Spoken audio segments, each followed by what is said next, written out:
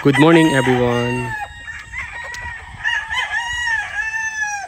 Short video lang po ito just to show you one of our sweaters dito sa farm.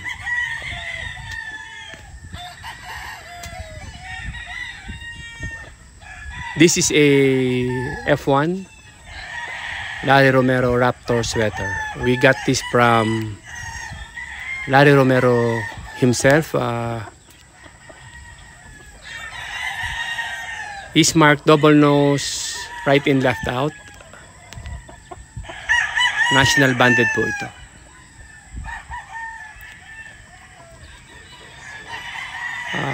Ang experience po namin sa kanila is they're really good when we cross them to our Gilmores and Roundheads.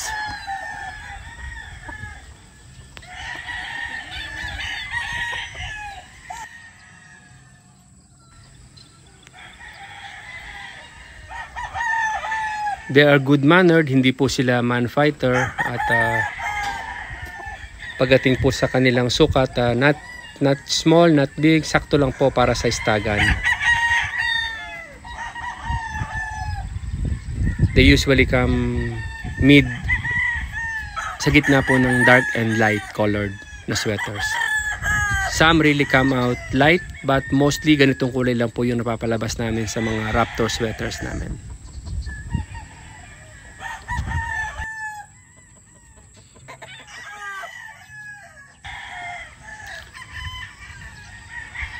One distinct characteristic pa na gustong-gusto namin sa kanila is yung kanilang